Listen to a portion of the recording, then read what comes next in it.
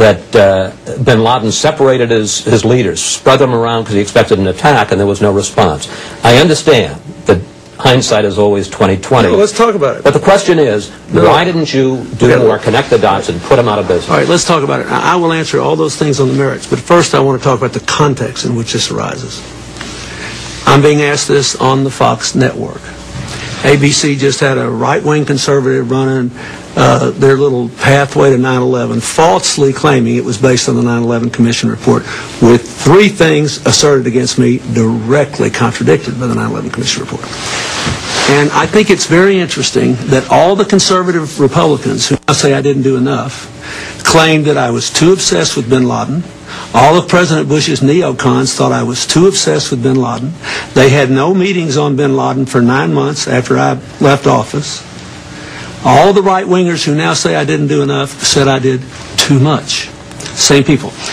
They were all trying to get me to withdraw from Somalia in 1993 the next day after we were involved in Black Hawk Down, and I refused to do it and stayed 6 months and had an orderly transfer to the United Nations. Okay, now let's look at all the criticisms.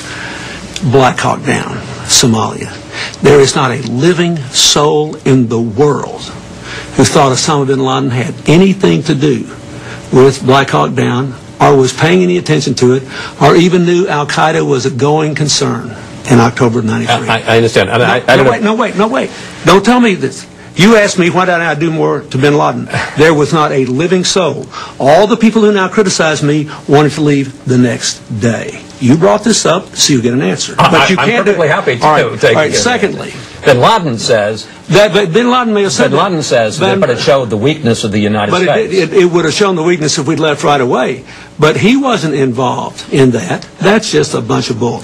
That was about Muhammad Aidid, a Muslim warlord, murdering 22 Pakistani Muslim troops. We were all there on a humanitarian mission. We had no mission, none, to establish a certain kind of Somali government or keep anybody out. He was not a religious fanatic. There was no Al-Qaeda. With respect, if I may, instead of going through 93 and 96... No, you ask it. You brought it up. May I ask you a general question and then you can answer? Yeah. The 9/11 Commission, which you talked about, and this is what they did say, not what ABC pretended they said. What did they say? They said about you and President Bush, and I quote, "The U.S. government took the threat seriously, but not in the sense of mustering anything like the kind of effort that would be gathered to confront an enemy of the first, second, or even third rank." First of all, that's not true with us and bin Laden. Well, I'm telling you, that's what the 9/11 Commission said. Let's look at what Richard Clark said. Do you think Richard Clark has a vigorous attitude about bin Laden? Yes, I do. You do, don't you? He has a variety of opinions and loyalties, right. but yes, he has a vigorous opinion. Yeah, he has a variety of opinions and loyalties now. But let's look at the facts. He worked for Ronald Reagan. He was loyal to him. He worked for George H.W. Bush. He was loyal to him. He worked for me, and he was loyal to me. He worked for President Bush. He was loyal to him. They downgraded him and the terrorist operation.